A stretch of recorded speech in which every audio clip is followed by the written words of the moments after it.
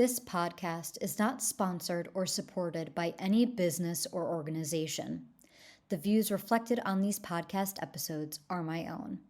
Please be aware I am not a medical expert, travel agent, or any other kind of expert. Hey everyone, welcome to the Eat, Explore, Love podcast. I'm Ashley. This podcast is based off of my blog of the same name, Eat, Explore, Love. It talks about the unique challenges in traveling around the world when you have celiac disease. Due to sort of popular demand, I decided to also record a podcast to delve a little deeper into my travels and the lessons learned along the way.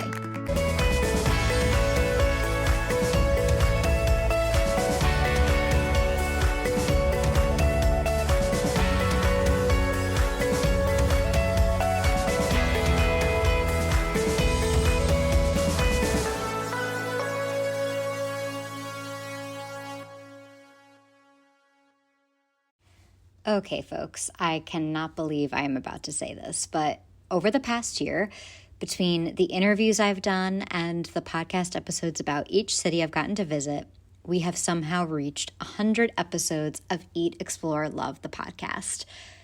This past episode of Charleston was lucky number 100. So I wanted to take a moment and reflect and provide a special thank you episode to all of you that have listened and celebrate 100 episodes of Eat, Explore, Love, the podcast. And also just a little pat me on the back moment and some self-reflection on what's been accomplished so far. First, we're going to delve into the top 5 episodes of the podcast, meaning performance-wise. So the ones that you guys have totally gravitated towards and felt really confident in. We're going to showcase a minute of each of those podcast episodes, and the links will be provided in the show notes if you want to hear more. After that, I wanted to share my personal top 5 favorite episodes on the podcast. There will also be honorable mentions. So let's just dive into it.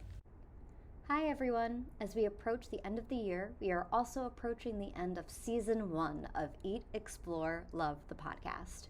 It's been a wild ride with lots of adventures to share. We are taking the first few months of the year to regroup and figure out our next steps, and the Eat, Explore, Love team would love to hear from you. We have a couple of ideas brewing, but we want to hear from our listeners to see if there's anything that would be helpful for you. We're looking for any type of feedback, ranging from, should I look into getting a co-host? Would you like to be more of an active part of the podcast where I interview you guys about your favorite cities? Would you want to hear from more medical experts, travel experts, self-love experts? If you have any thoughts, we want to hear them at hieatexplorelove@gmail.com. We at Eat, Explore, Love appreciate all of your support and kindness in listening over the past year. That's 130 episodes that you've sat through and listened to. I've been so lucky to not only be able to go on all the adventures I've been able to experience, but I've been so lucky to have all of you to share this with. Make sure to sign up for our newsletter and send us an email at hieatexplorelove@gmail.com. Now, back to the show.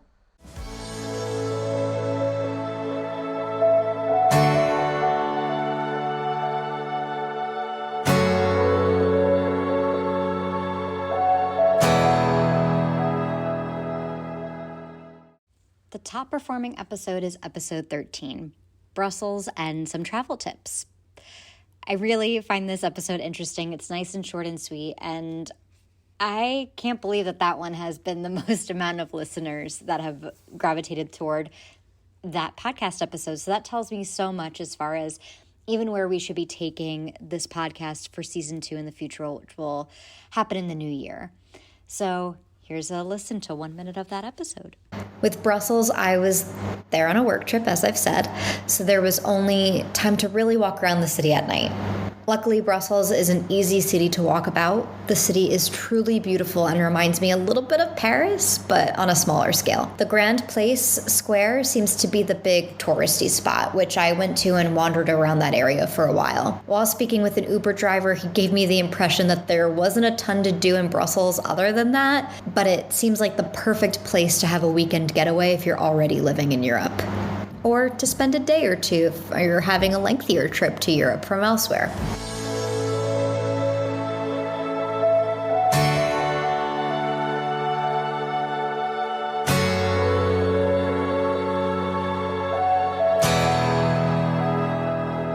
travel opens up your mind as few other things do. So I really enjoy my job. The biggest perk I find is the fact that I'm able to travel all over the place. It helped me travel all over the United States, and now it's helping me travel a little bit around Europe as well.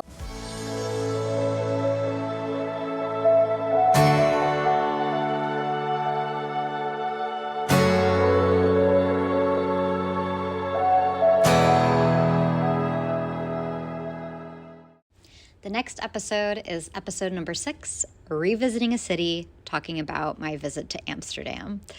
I love the city of Amsterdam, and I'm so glad that you guys also loved hearing about my trip to Amsterdam. I saw the Westertoren.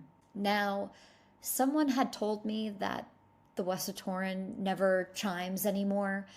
I don't remember who or where I heard that from, but I had that idea in my head. And in the diary, she talks about how soothing that church bell ringing would be for her. And so I took it all in and got the location of the attic. And all of a sudden, the Westertoren church bells chimed. And I had such an emotional release. I had been waiting since I was 12 years old to be able to have this experience, and here I was having it. And it was magical and just as inspiring as Anne Frank herself. So it was incredible. And I went back the next morning. I was one of the first people in line, and I got to go and have that experience.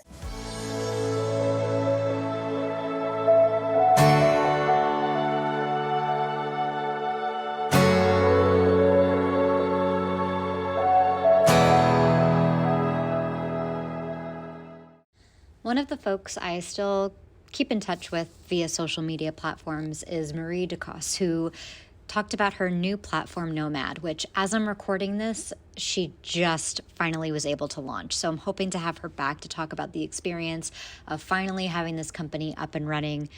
And it's kind of like a home exchange program, kind of like what you see in the movie The Holiday. Here's 1 minute of our conversation. Yeah, I think the most beautiful thing about travel is your ability to learn about other cultures and communities and really understand people more. When I was younger, we weren't traveling to Paris or London or Tokyo or these, fancy places. It was more off the cuff destinations. We went to India, Indonesia, Malaysia, just places that a lot of people tend to not want to go because it's maybe not as attractive, or you're scared because you don't know what that culture or that country entails. There's a huge language barrier. It's scary to get out of your comfort zone. So this wanderlust came from being thrown into an uncomfortable environment, having to quickly find my resources, learning that because most of these places are communalistic cultures, people were always ready to help. People were so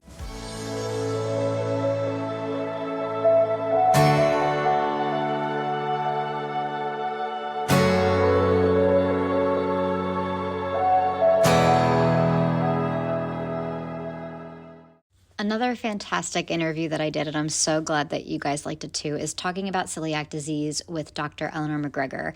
And this episode is so special because it was talking with an actual doctor that will help diagnose folks, children in particular, with celiac disease.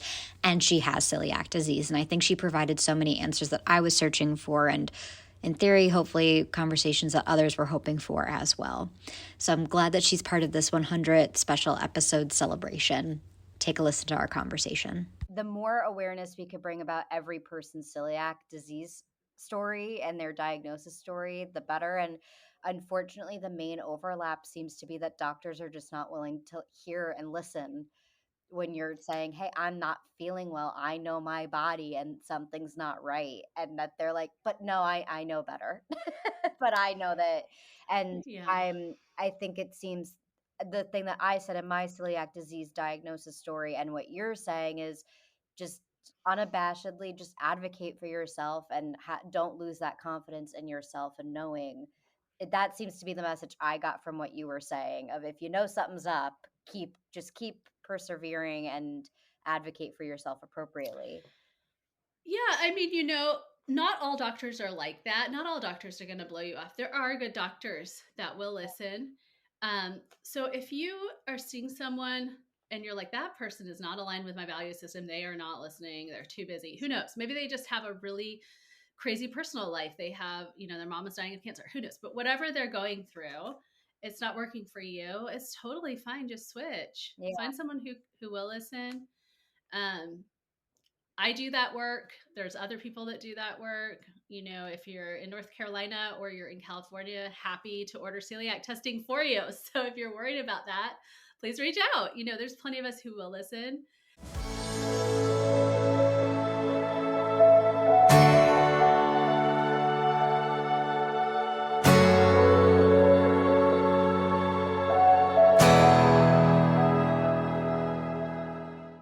So with this episode, if this wasn't a top 5 from the listeners, I was going to put it in my own personal top 5.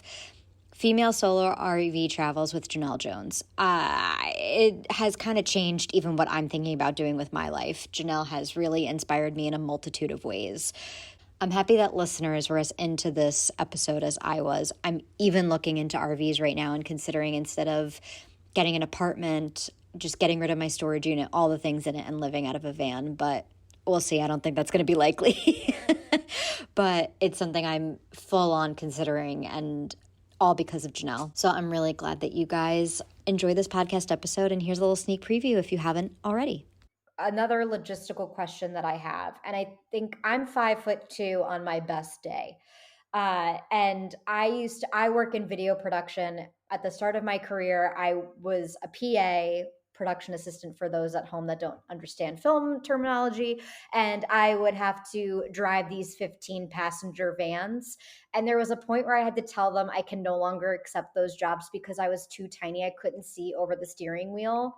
And in Manhattan, I thought I was going to kill somebody on accident just because I simply was not tall enough to see. Is there something for the shrimps like myself that we could get an RV that we feel like we're driving the RV instead of the RV driving us, is how I like to frame it?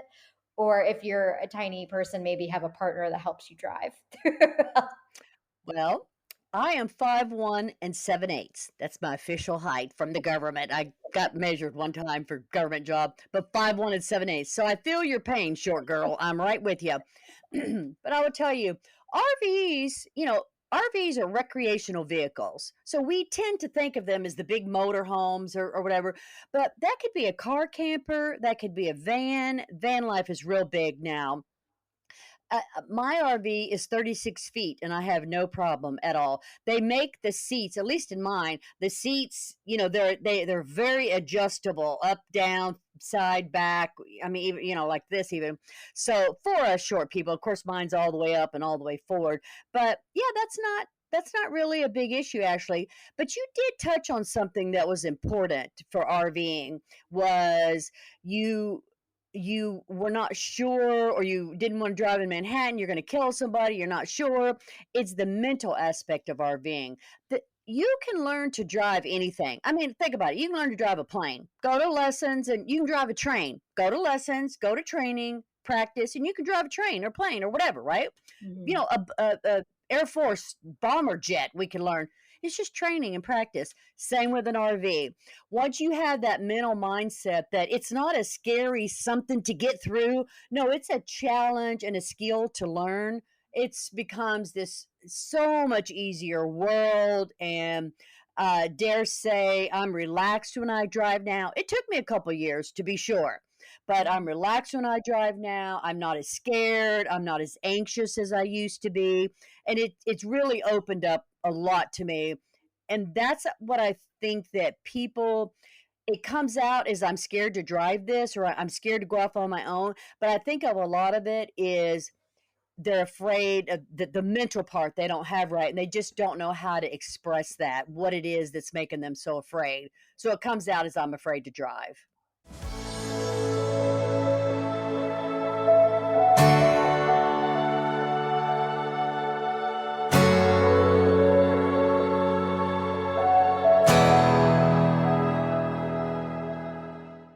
I hope you enjoyed your listener top 5 episodes. Now we're moving on to my own personal top 5 picks. It was really hard to pick these episodes. So many of these conversations over the last year have truly stuck with me. So I'm going to provide some honorable mentions as well, so the folks can take a look back at all of these episodes. I would recommend, and you're not going to listen to pieces of these episodes, these are just the honorable mentions, as I said, but episode 38, Pietrelcina episode, where I talk about my family and meeting long-lost relatives of mine, really special. Then there's all the episodes with my sister. You can find those in the Quebec episode, the Celiac Cruise Oktoberfest, and I also had just random conversations with my sister Brittany about studying abroad, as well as her celiac diagnosis story and our celiac diagnosis story from her perspective. Then there's also The Life of a Nomadic Sailor with Paul Trammell. I loved his stories, and I loved getting to hear from him and all the different adventures. He really lives life to the fullest, so I highly recommend that you check out that episode.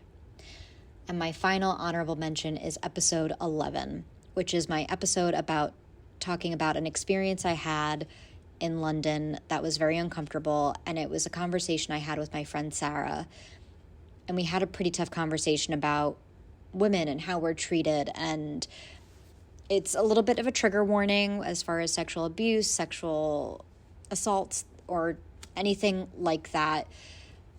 But I learned not to blame myself in the city of London, and my friend Sarah, who is on several episodes of this podcast, she was really instrumental in having that really tough conversation. So those are my honorable mentions.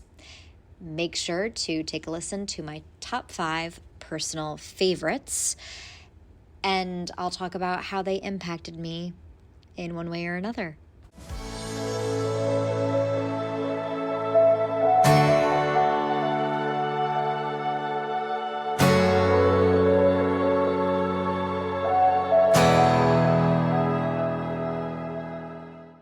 The first episode that holds a special place in my heart is the episode chatting about solo traveling with Angie Orth. She is my first interview that I gave on the podcast, and she also gives her own podcast, and I listened to her podcast and got inspired, and I started reading her book. I have not finished it, but I have started reading it and supporting.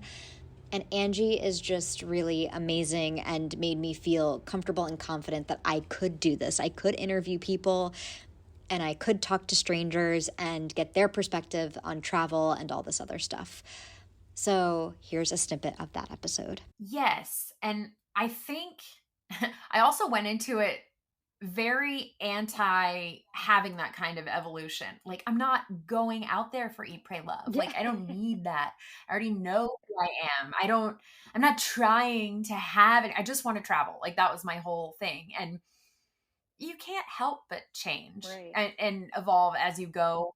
And that's no matter where you are. Mhm. You know, you're always evolving, and you just might do it in a bit of a different or elevated or, you know, a faster way when you're traveling alone and you're literally making 10,000 decisions a day and keeping yourself safe and keeping yourself healthy. All those things, that's a lot to do. And you think you're going to be on this vacation and sipping umbrella drinks by the pool, and there's not as much time to have that kind of fun, especially if you're moving and grooving. Right. Like, folks who do slow travel, which I so admire and wish I had more time to do, but like 6 weeks in one place, not just in one country, but say one apartment, one Airbnb, that is such a wonderful luxury. That's a different kind of travel than what I was doing, which was oftentimes packing up and going to another place every 2 nights. And that's just exhausting. And I really expected it to be so much more refreshing. And I was not refreshed by any stretch. I was.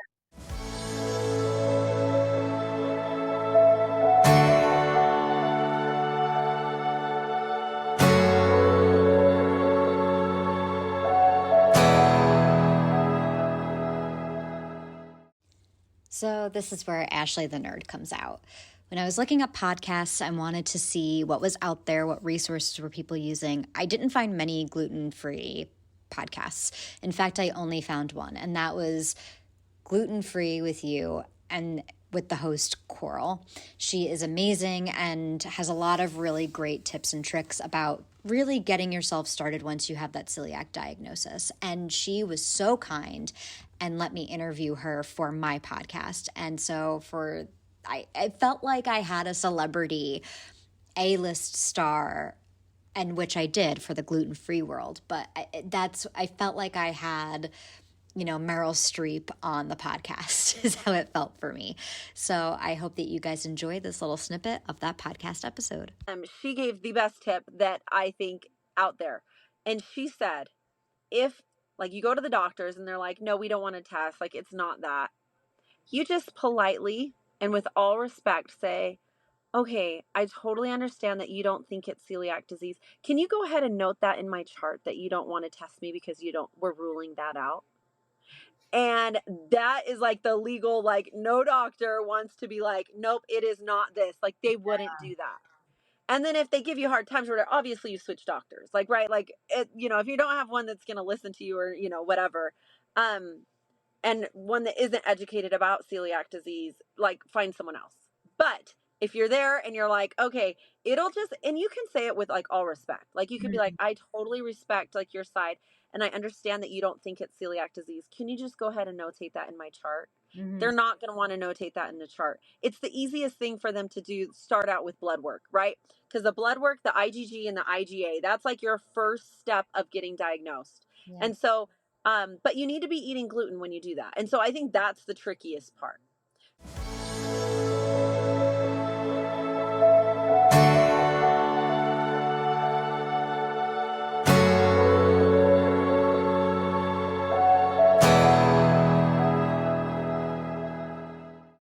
This episode for me, Mental Health Helping Your Physical Health with Dr. Joy Bracey, is the podcast episode I reference to people on a daily basis.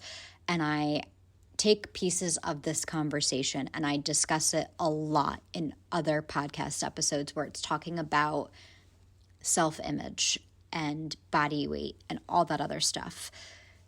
To me, this was the most beautiful experience, one of the most beautiful conversations I've had, not only on the podcast, but in my life.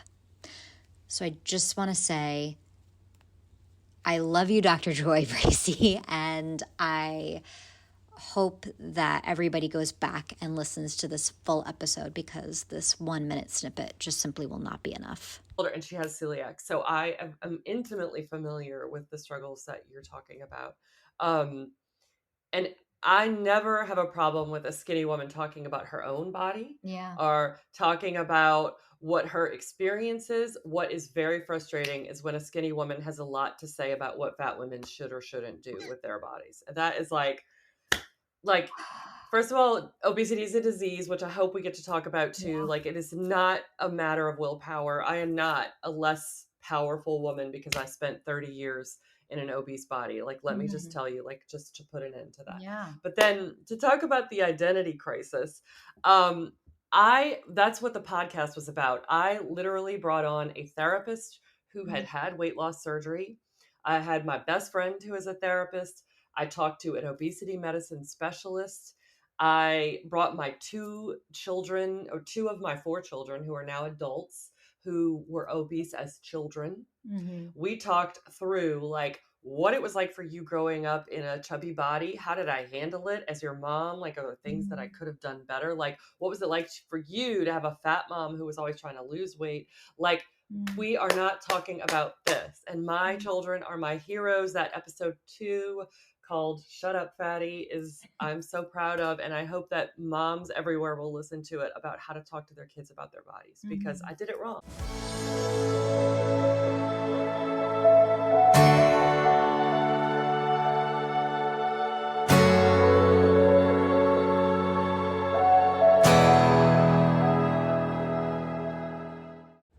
And of course, I always have to mention chatting about travel adventures and hitchhiking with Winging It Travels, James Hammond. James has been not only so supportive in being interviewed on this podcast, but also just supportive in every other way with the podcast as well. I really loved having James on the podcast and being able to chat with and continue to connect with him even after we stopped recording. So, of course, this has to be in my top 5 personal favorites. Make sure to listen to the full episode because it's all the more interesting. But for now, here's a nice little snippet. Yeah. There's one big lesson I learned from last year is that if you don't have a base, so like somewhere you can go back to, I can't see how you can ever slow down because you're always going to have to figure something out, Airbnb, an experience or something to get free accommodation. Right. But if you somehow can have just a studio or an apartment where you can just go back and be yourself, not travel anywhere, dump your stuff, chill out for a week, that'd be pretty key. So that's kind of top of my list at the minute. Yeah, I agree with that. I had a home base in Verona, and I feel like if I didn't have that, I would have gone a little bit more insane. Yes. Yeah. Yeah, it's key. Because travel is great, right? But it does tire you out. You know, it's, Right. you can't have too many experiences at once. It kind of gets to you a little bit. I also feel like your travel changed me in a way that I didn't anticipate. I feel like everybody gave me a warning of living abroad was going to change me in some sort of way, but it changed me in a much more deep philosophical existential crises were happening, having very deep whatever. And I feel like having that home base also allows you to absorb and allow you to reflect a little bit on who are you. Like that question I asked you before, who is James? I got to ask myself that question every once in a while, like, who am I now? Because I feel like my opinions in life and things are changing and evolving very rapidly based on all the things that I'm exposed to. So I don't know if you had that same experience where you needed a second to just reflect on the person that you were evolving into.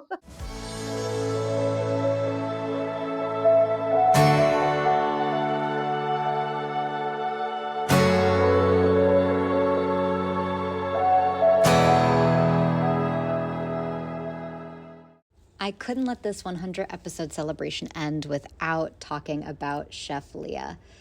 Chef Leah is simply the best, potentially better than all the rest. It was just such an open and honest conversation, and it was nice to talk to somebody that was behind the scenes in a restaurant and that she actually cared about putting thought and effort into making a safe experience for everybody that experiences food allergies and wants to come and feel safe eating. So make sure to listen to Chatting with Culinary Educator and restaurant owner, Chef Leah Bernardo. And I hope to have her back on. I hope to meet her in person. She's the best.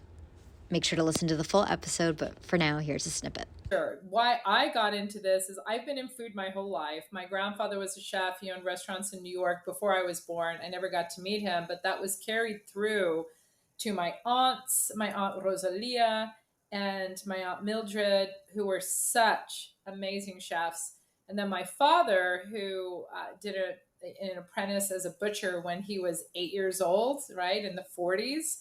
And we ended up leaving California in the 70s, living on a farm in Terrebonne, Oregon.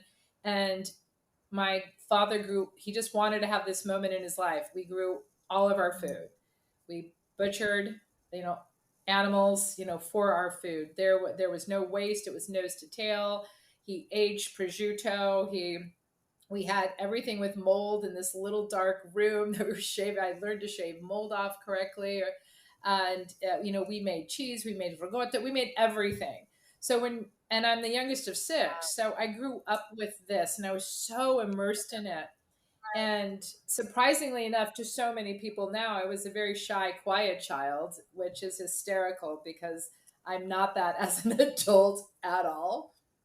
But when my grandmother used to come out, my Nona from New York, first time I met her, she was besides herself that I was timid and shy. So that's when I learned how to make gnocchi. Okay. And with clapping very loud. I'm not going to do right now because it'll probably blow up a speaker, but really loud, and singing jingle bells in the middle of summer to me, really, really loud, and making gnocchi and showing me how to roll it and pinching me in the butt and this whole thing. So something happened at that point for sure because because of what happened with that interaction, I became a different little human.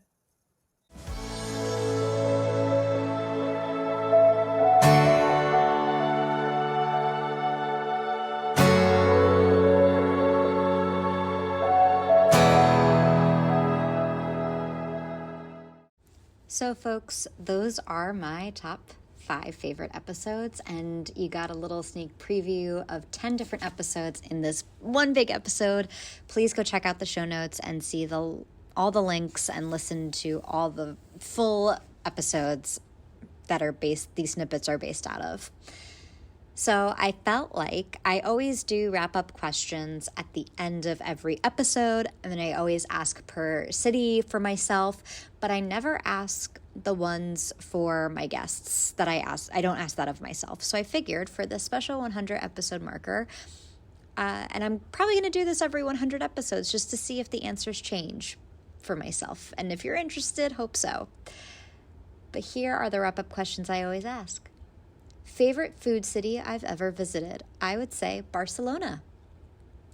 Do I prefer a vacation that requires me to be active or relax? I'm going to go with the cheap answer and say the same thing as most guests do and say a little bit of both. I like to do an activity in the morning where I go on a long walking tour and then just relax the rest of the day.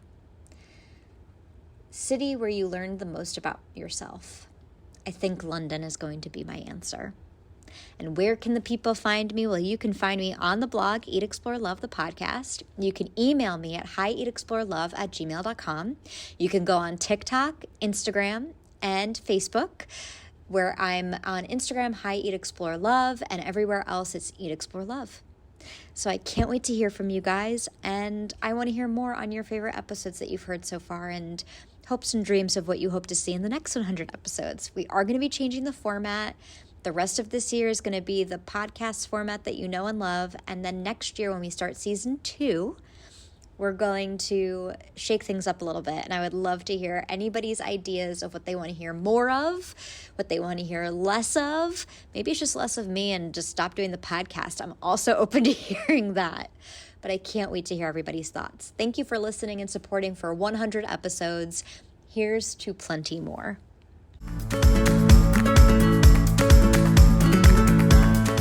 Thank you for joining me this week for all the fun journeys and lessons learned on my big adventure called life.